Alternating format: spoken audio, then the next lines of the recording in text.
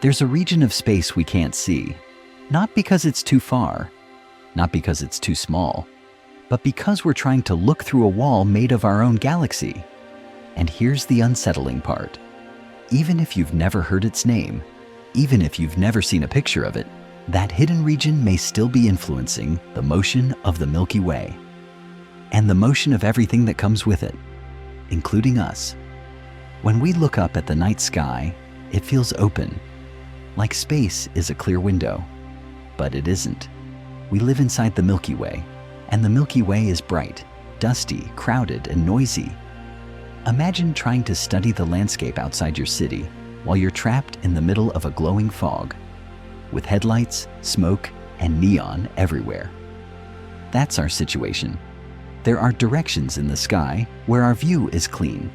We can see distant galaxies, clusters, deep space structure.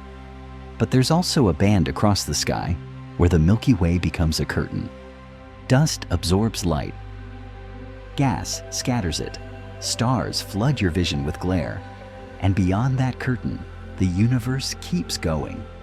But for a long time, it was like trying to map an ocean while staring into a storm. Now you might think, if we can't see it, how can it control anything? Because gravity doesn't need permission. Gravity doesn't need light. It doesn't need a signal. It doesn't need to be visible. If there is enough mass in a region of space, it bends space-time, and everything nearby responds, even entire galaxies. So the real question isn't, can we see it?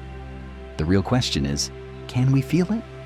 And the answer is, yes, because the universe leaves clues in motion. Galaxies aren't just sitting in space like decorations. They move, they drift, they fall toward mass. And if you measure enough galaxies, you start to notice patterns, flows, a kind of large-scale traffic that points in a direction. That direction becomes a fingerprint, a vector in the dark. It's like standing in a forest at night and feeling wind in your face. You might not see what's shaping the wind, but you know it's coming from somewhere. Now here's what makes this story feel like a cosmic crime case. We can measure our motion relative to the oldest light in the universe, a faint glow left over from the early universe, like a fossil echo of the Big Bang. When scientists compare our motion to that ancient background, they find that our region of the universe isn't perfectly at rest. We're not just orbiting inside the Milky Way, we're drifting as a whole, and the drift has direction. That means something is shaping the gravitational landscape around us, something massive enough to tug on our neighborhood of galaxies. But what if the direction of that tug points toward the very region where our view is worst? What if the answer is hiding behind our own galaxy's curtain? That's when astronomy becomes something else, not just observing, but investigating. Because if you can't see the suspect, you look for indirect evidence. You switch to different wavelengths of light. You use infrared to cut through dust. You use radio to detect hidden gas. You use X-rays to reveal hot cluster environments. And sometimes you use gravity itself, watching how mass bends the light from objects behind it, like a fingerprint pressed into space-time. In this video, we're going to follow the evidence trail. We're going to ask, what is this blind spot in the sky? Why does it exist? How do scientists look through it? And what kind of structures could hide there? Structures massive enough to influence our motion without ever showing their face clearly. Because the most unnerving mysteries aren't the ones that are far away. They're the ones that are close enough to affect you, while remaining just out of sight. So let's begin with the curtain itself. What exactly is blocking our view? And why is it so difficult to see what's behind it? To understand why this hidden region matters, we have to start with an uncomfortable fact. The Milky Way is not a window. It's a wall.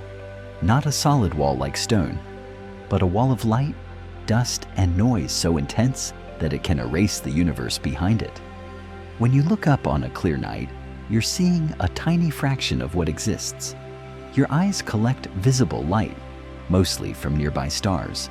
And the Milky Way, from our perspective, is a thick, glowing band because we are inside its disk, looking through it. Imagine living inside a foggy city at night. You're surrounded by headlights, billboards, street lamps, smoke, dust. Now try to spot a faint lighthouse on the horizon. Even if the lighthouse is real, even if it's powerful, your city can drown it out. That's what happens when we try to look through the plane of our galaxy. The Milky Way's disk is loaded with interstellar dust, tiny grains made of carbon, silicates, and ice-coated particles. Those grains don't just sit there. They absorb light, they scatter light, they turn sharp images into haze, and visible light is the easiest victim. So when astronomers point optical telescopes towards certain directions, they're not seeing deep space. They're seeing the inside of our own house. Stars on top of stars, clouds on top of clouds, a blinding crowd. This is why there's a region in the sky that has earned a reputation, a zone where the universe behind it is hard to map, a place where catalogs of galaxies used to have gaps, like missing puzzle pieces. You can think of it as a blind spot created by our own location. And that alone is already weird, because it means the universe can hide behind our own galaxy. Not because it's trying to hide, but because we're standing in the worst possible seat in the theater for that part of the show. Now here's the important jump. A blind spot isn't just an inconvenience, it's an opportunity for a mistake. If there's a massive structure, clusters, superclusters, dense filaments, sitting behind that curtain, then for a long time we could underestimate it, misjudge it, or miss it entirely. And if that structure has enough mass, it can pull on galaxies far away, which means our motion could be influenced by something we couldn't properly see. That's the core horror of this story. The force might be measurable, while the source remains partially hidden. So how do you hunt something you can't see? You change the rules of the game. You stop relying only on visible light, because visible light is the easiest thing for dust to destroy. You move to wavelengths that can slip through the curtain. Infrared, radio, X-rays. Each one is like a different kind of flashlight. Visible light is like shining a beam through fog. It bounces and dies. Infrared is like using a warmer, longer wavelength that can pass through dust more easily.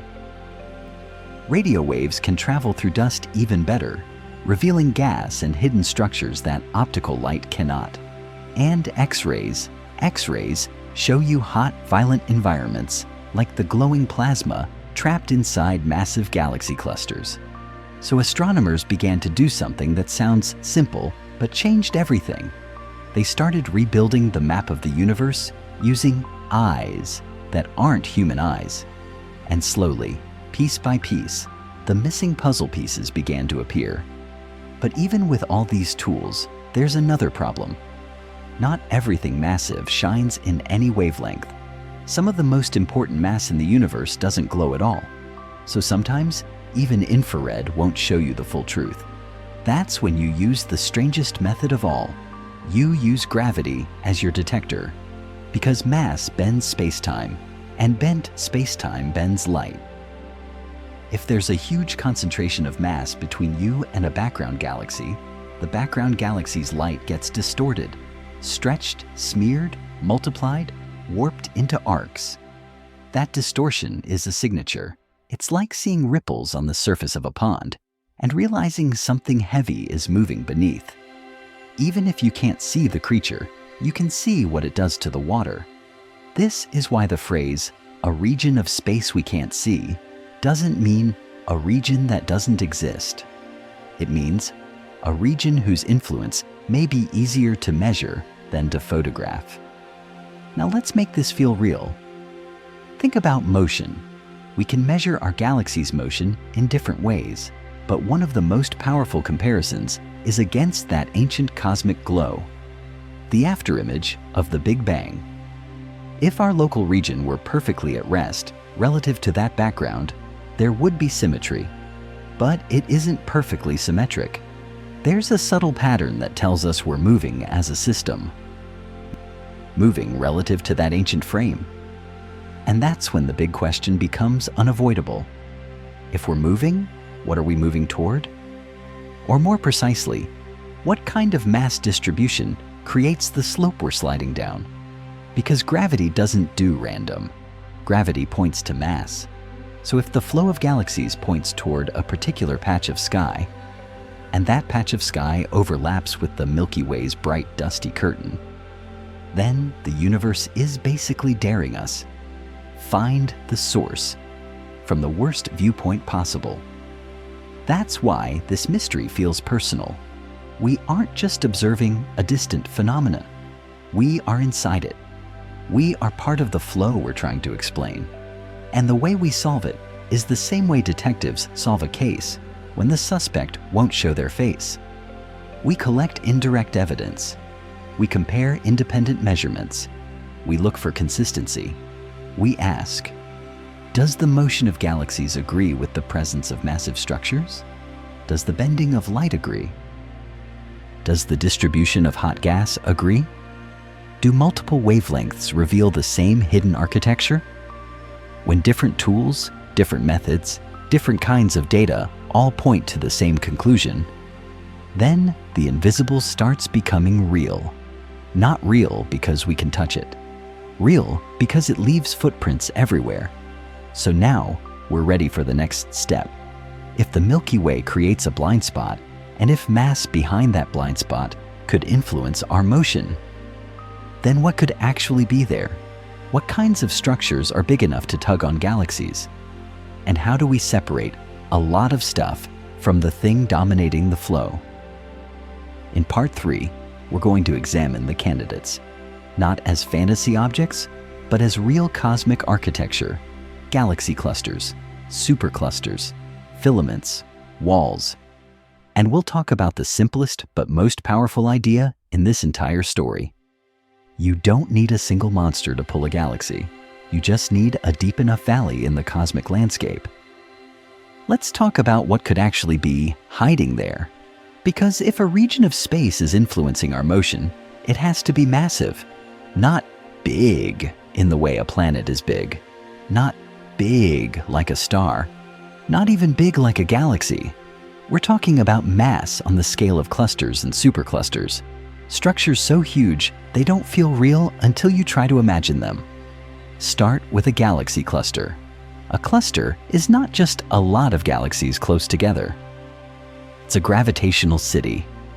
Hundreds, sometimes thousands of galaxies bound together, swimming in a sea of hot gas, wrapped in a halo of dark matter that outweighs everything you can see. And that last part is crucial, because when astronomers weigh clusters, the visible stuff, stars, glowing gas, is not enough. Clusters behave like they're heavier than they look, which means a cluster isn't just a bright collection of galaxies, it's a gravity engine. Now zoom out further. Clusters don't always live alone. They gather into superclusters, networks of clusters connected by filaments of galaxies and dark matter, spanning hundreds of millions of light years. If a galaxy is a city, a cluster is a continent, and a supercluster is a planetary scale civilization. And here's where the universe becomes less like a random sprinkle of dots and more like a designed structure, because on the largest scales, the universe forms a cosmic web, not metaphorically. Structurally, matter, both visible and invisible, falls into long filaments, like rivers carved into space-time, and where filaments intersect, matter piles up into knots, clusters. Between the filaments, there are vast voids, regions with far fewer galaxies. So if you could pull back far enough to see it all at once, you wouldn't see chaos. You'd see something like a neural network, threads and nodes, a skeleton holding the universe together. Now think about gravity inside that web. Gravity doesn't pull equally in all directions. It pulls toward the nearest and deepest concentrations of mass. That means galaxies don't just expand away from each other.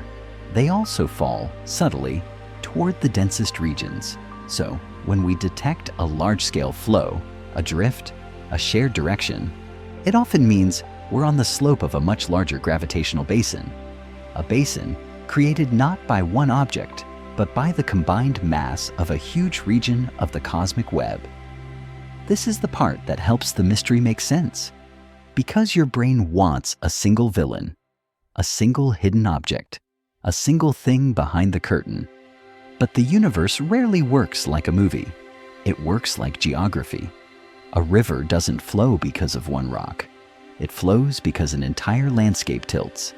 And our motion, our drift, could be the result of a vast landscape tilt caused by enormous structures we only partially see. Now here's a question you should ask.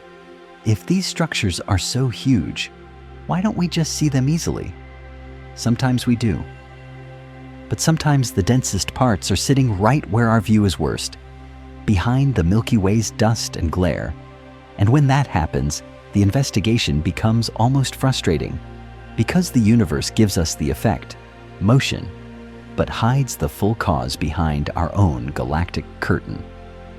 So how do astronomers narrow it down? They do something that sounds simple, but it's powerful. They map the motion of many galaxies, not just one, not just a few, thousands. They look at how galaxies deviate from the smooth expansion of the universe, because the universe is expanding, yes, but local gravity adds extra motion on top of that expansion. That extra motion is called a peculiar velocity. It's the personal motion a galaxy has because it's being pulled by nearby mass concentrations. So if you measure peculiar velocities across a wide region of space, you can begin to reconstruct the gravitational landscape. In other words, you can build a map of invisible slopes using the way galaxies move like test particles. It's like dropping leaves into a river and learning the shape of underwater currents from how the leaves drift, spiral, and accelerate. Now let's get even sharper. A cluster can pull nearby galaxies. A supercluster can influence an even larger volume. But to influence the motion of our entire neighborhood, the Milky Way, the local group, nearby clusters, the mass distribution has to be enormous and extended. That's why astronomers look for features like massive clusters hidden behind dust, superclusters in that direction, dense intersections of filaments, walls of galaxies, long sheet-like structures in the cosmic web, because a wall can act like a gravitational ridge, and a ridge can shape flows over huge distances. And now, we arrive at the tension point in the story. When you start mapping these structures, you realize the pull might not be a single destination. It might be a whole basin, a region where many structures overlap, clusters embedded in filaments, filaments feeding into knots, creating a gravitational low point, a valley so deep that our entire region of the universe is slowly sliding toward it. So the hidden region might not be one object at all. It might be the deep heart of a massive cosmic intersection, partly visible, partly obscured, and heavily supported by dark matter that doesn't shine. And that brings us to the next question. Even if we accept that huge structures exist there, how do we know which parts are real and which parts are artifacts of our limited viewpoint? How do we avoid fooling ourselves when our map has blind spots? In part 4, we're going to talk about the tools that break the illusion, how infrared surveys and radio mapping reveal galaxies behind the dust, how X-rays expose hidden clusters, and how gravitational lensing can weigh what we can't see. Because once you can weigh the invisible, the curtain stops being a wall and becomes a clue. At this point, the mystery splits into two worlds. One world is what we can see, stars, galaxies, glowing gas. The other world is what we can't, dust-hidden structures and mass that doesn't shine at all. And the only way to keep ourselves honest is to stop using a single pair of eyes. Because if you rely on one method, one wavelength, one kind of map, the Milky Way can trick you. It can make the universe behind it look emptier than it is. Or worse, make you invent patterns that aren't real. So astronomers do what any good investigator does. They gather independent lines of evidence, different tools, different signals, different physics, and then they ask one brutal question. Do all the clues point to the same hidden structure? Let's start with the first tool that changes the game: infrared. Dust is excellent at blocking visible light. That's why the Milky Way's band can look like a solid curtain in optical images. But infrared has longer wavelengths, and longer wavelengths don't scatter as easily. They slip through dust the way low notes slip through walls. So when you observe in infrared, the Milky Way becomes less of a barrier. You begin to see galaxies that were previously swallowed by the glare. You begin to see shapes and concentrations that were missing from optical catalogs. And it feels almost like cheating, like the universe was there the whole time and we were just using the wrong flashlight.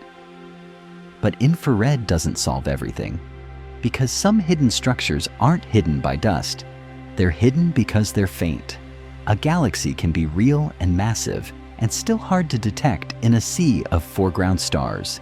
Its light can be smeared by distance, drowned by background noise, or simply too weak to stand out. So astronomers add another tool: radio. Radio waves can pass through dust even more easily than infrared, and radio astronomy is especially good at detecting a particular kind of signal: neutral hydrogen. Hydrogen is everywhere in the universe. It's the raw material of stars, and it emits a characteristic radio signal that can be detected across huge distances. So instead of searching for faint starlight, radio surveys can trace the gas that galaxies contain. That means you can detect galaxies even when their starlight is hard to isolate.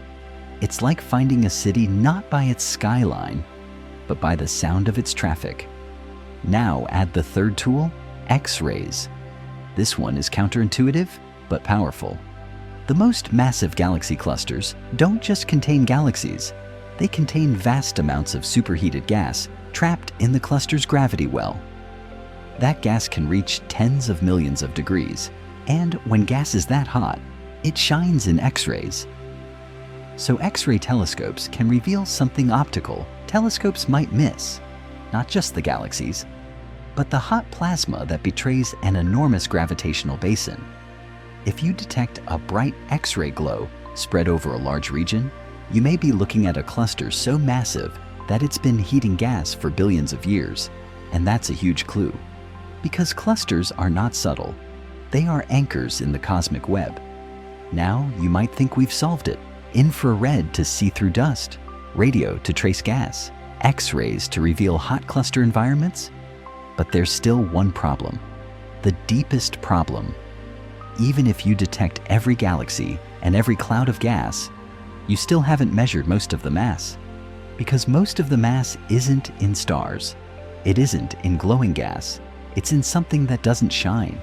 So to find the true controller of motion, you need a tool that doesn't care about light at all. You need to weigh the universe, and the universe gives you one method to do that: gravitational lensing. Here's the idea, and it's one of the most beautiful in science. Mass bends space-time. Light travels through space-time. So if space-time is bent, the path of light bends too. That means a huge mass between you and a background galaxy can distort the background galaxy's image, stretch it into arcs, smear it into curves, split it into multiple images. That distortion is not just a cool visual effect, it's a measurement. Because the amount of bending tells you how much mass is there. Not just visible mass, total mass, including dark matter. That's the moment where the invisible stops being a guess and starts being a map. It's like walking into a dark room and not seeing the furniture. But shining a laser grid across the space and watching the lines warp around invisible shapes, you still can't see the furniture in the normal way. But you can trace its presence with geometry. Now here's why this matters for our story. If there's a hidden region influencing our motion, we don't just want to know that something is there. We want to know, is there enough mass there to explain the drift? Because gravity is not a vibe, it's math. If the pull is real, the mass has to be real, and it has to be large enough. So astronomers compare the direction and speed of the drift. The distribution of galaxies revealed in infrared and radio, the presence of hot cluster gas in X-rays, the total mass inferred from gravitational lensing, and when these layers of evidence align, you start to see the outline of the hidden landscape, not one object, but a basin, a huge gravitational low point made from many structures packed together, a knot in the cosmic web. Now, a subtle but important point. This doesn't mean the universe has a center. It doesn't mean everything is falling toward one ultimate point.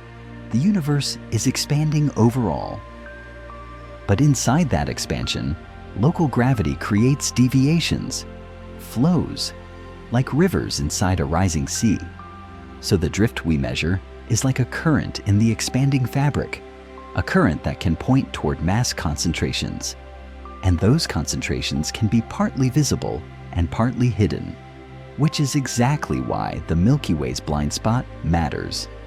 Because if a major portion of the mass lies behind that curtain, then earlier maps could underestimate the basin. They could misjudge the slope. They could miscalculate the strength of the pull. And for a long time, the story we told ourselves would be incomplete, simply because our view was compromised. Now, let's talk about the hardest part of all. How do you avoid fooling yourself? Because when you deal with blind spots, your brain wants to fill gaps. It wants to connect dots. It wants to invent a clean picture. Astronomy can't afford that, so scientists use cross-checks.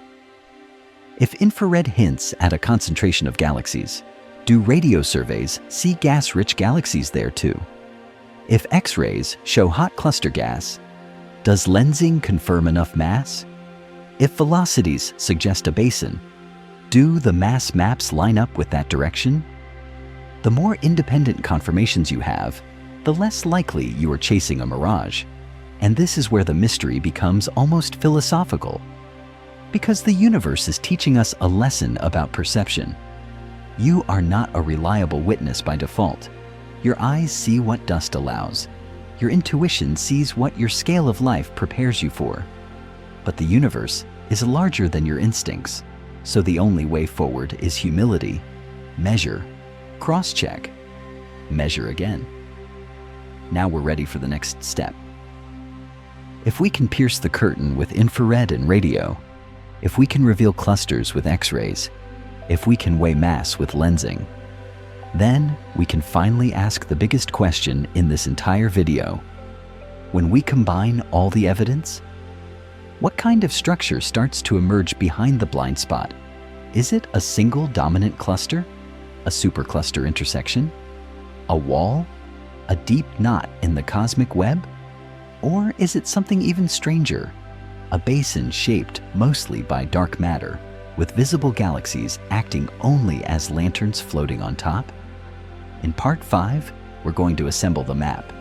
We're going to put the evidence layers together and see what the universe is trying to tell us through motion. And by the end of part 5, you'll understand why this title is not exaggeration. There really can be a region of space you can't clearly see that still controls your motion. Now, we do the thing that turns a mystery into a shape. We take the layers, motion, infrared, radio, X-rays, lensing, and we stack them until the hidden region stops being a blank spot and starts becoming a map. First, motion. Because motion is the cleanest clue. Galaxies can lie to your eyes, dust can hide them, light can be distorted, but motion is harder to fake. When you measure the velocities of galaxies across large volumes of space, you begin to see that they don't move randomly. Yes, the universe expands. Yes, distant galaxies recede. But on top of that smooth expansion, there are deviations, peculiar velocities, extra motions caused by local gravity. And those extra motions tend to point toward mass concentrations. So when many galaxies across a region show a consistent drift direction, you're seeing the shape of a gravitational slope. Not a sharp pull like a rope, a gentle, massive tilt in the cosmic landscape. Second, structure. Once you know the approximate direction of the drift, you search for what could produce it. That's where infrared and radio become crucial. In directions where optical light fails, infrared surveys start revealing hidden galaxies, faint spirals and ellipticals lurking behind the Milky Way's glare. Radio surveys add another layer, gas-rich galaxies that might not stand out optically, but announce themselves through hydrogen emission. And then you look for the heavy hitters. You look for clusters, because a single massive cluster can act like a gravitational anchor for an enormous region of space. This is where X-rays enter the story. If you find extended X-ray emission in that direction, it often signals hot plasma trapped inside a deep gravity well, the kind of well created by a massive cluster. So now you have a hypothesis? There are large structures behind the curtain, and they could contribute significantly to the drift. But contribute isn't enough. We need to know whether they are heavy enough to matter. So we go to the final authority, gravity itself. Gravitational lensing doesn't ask whether something is visible, it measures total mass. And when lensing maps and cluster studies repeatedly show that large-scale structure is dominated by invisible mass, the picture becomes clearer. The visible galaxies are not the whole engine. They are markers sitting on top of a much deeper mass distribution. Like streetlights on a bridge, the lights show you the outline, but the steel underneath is doing the real work. Now assemble all that into one idea. When you combine a consistent drift direction in galaxy motions, hidden galaxy populations revealed beyond the Milky Way, evidence for massive clusters through X-ray gas, and total mass maps from lensing, you don't end up with a single object. You end up with a basin, a gravitational basin shaped by the intersection of cosmic filaments, clusters embedded inside those filaments, and a dark matter scaffold that outweighs the visible universe. That basin acts like a low point in the landscape, and once you're on a slope leading to a low point, motion becomes inevitable. Now here's the key thing that makes this story feel so strange. This basin can exist even if you can't clearly photograph it, because the basin is not made of one bright thing, it's made of distribution, a wide extended mass concentration that can include many structures spread across a huge volume. So if you're expecting a single point on the sky, a this is it moment, the universe may disappoint you. But if you're willing to accept the geography model, it suddenly makes sense. We're not being pulled by a hook, we're sliding down a slope. And the slope is created by the combined mass of a region, visible and invisible, that is deeper than what our eyes alone can reveal. Now let's address the question people always ask at this stage. Is this the same as saying the universe has a center? No. The expansion of the universe doesn't have a single center in space. It's not like an explosion from one point into empty space. It's space itself expanding everywhere. But inside that expansion, gravity creates structure, and structure creates local flows. So you can have huge rivers of motion inside an expanding universe, currents that point toward basins in the cosmic web. That is the subtle, mind-bending truth. The universe can expand and still have flows. It can get bigger and still have gravity-driven direction. Now, here's where we bring it back to the title. A region of space we can't clearly see can still control our motion because control doesn't require visibility. It only requires mass, and mass can be hidden behind dust, behind glare, behind distance, or behind the fact that most mass doesn't shine. So the region doesn't need to look dramatic in a photo to be dramatic in reality. It only needs to be heavy, heavy enough to tilt space-time, heavy enough to shape the river. Now, one last thing before we close the story in the final part. The true power of this topic isn't the answer, it's the method. Because what we're really watching is the universe forcing humanity to grow up. For most of history, we trusted our senses. We trusted what we could see. But the universe is telling us, sight is not authority. Behavior is, motion is, gravity is. And when you learn to read those clues, you start to realize something both terrifying and beautiful. Reality is bigger than visibility. In the final part, we're going to land the plane. We'll summarize what the hidden region most likely represents. Not a single object, but a deep gravitational basin in large-scale structure. We'll talk about what we can know, what remains uncertain, and why the blind spot will always be a reminder of our limitations. And then we'll end with the most important point. Even if we can't fully see what's pulling us, we can still map the current. And understanding the current changes the way you feel about your place in the universe. So, what have we really found? A region of space we can't clearly see. That still controls our motion. Not because it's a single hidden object with intention. Not because the universe is targeting us, but because gravity is indifferent. If you place enough mass in one region, whether it shines or not, the surrounding universe responds. And that response can look like drift, like flow, like a slow, unavoidable slide down a cosmic slope. So the most honest answer is this: the hidden region is probably not one thing. It's a basin, a deep gravitational low point created by large-scale structure, clusters, superclusters, filaments, and the invisible dark matter scaffold underneath it. The visible galaxies are like lanterns floating on the surface. They help you trace the shape. But the true depth, the part doing most of the pulling, may be largely invisible. Now here's where we need to be careful. Science isn't about giving you a story that feels perfect. It's about giving you the best explanation that survives repeated tests. And in mysteries like this, there will always be uncertainty. Because we are trying to map something enormous from inside a galaxy that blocks part of our view. Even with infrared, even with radio, even with X-rays, even with lensing, there are limits, there are data gaps, there are regions with noise and confusion, there are competing models for how mass is distributed, and that's not a weakness. That's the reality of doing cosmology from the inside. But here's what makes this worth your time. Even with uncertainty, the method works. We can't always see the cause directly, but we can measure the effect. We can map the drift. We can trace the flow. We can reconstruct the terrain.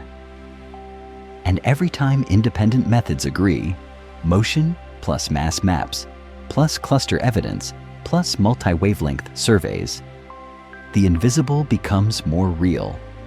Not real because we can touch it. Real because it leaves consistent fingerprints across the universe. Now let's address the emotional question beneath all of this.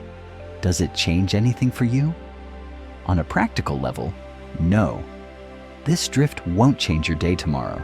It won't suddenly tilt Earth's orbit. It won't pull the solar system into a disaster. The scales are too vast, and the forces are too distributed. This is slow cosmology, not sudden catastrophe. But on a psychological level, it changes everything, because it exposes an illusion we live inside. The illusion that what you see is what's real. You look up and you see stars. You think you're looking at the universe, but you're mostly seeing the bright parts, and the bright parts may not even be the main structure. The universe might be dominated by things that don't shine. Dark matter shaping the web, dust hiding regions, gravity controlling motion silently, which means reality is not obligated to be visible. And once you accept that, you start seeing your own life differently. You realize you've been carried your entire existence, carried by Earth's spin, carried by Earth's orbit, carried by the sun's path through the Milky Way, carried by the Milky Way's drift through a cosmic web. The universe moves and you move with it, not because you chose it, not because you agreed, but because you're part of it. And here's the twist I want to end with. The most incredible part of this story is not that the universe can move us without permission. The incredible part is that we can notice. Think about what that means.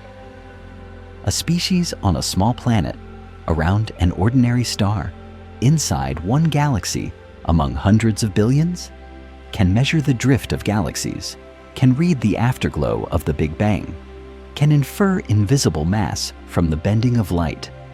That is the universe becoming aware of itself. And if the universe is vast and indifferent, that awareness is our rebellion. We can't stop the current, but we can learn its shape. We can't choose the slope, but we can map the terrain.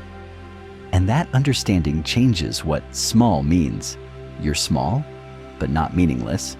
You're carried, but not powerless. Because knowledge is a form of direction. So the next time you look up at the Milky Way, that bright, beautiful band across the sky, remember what it really is.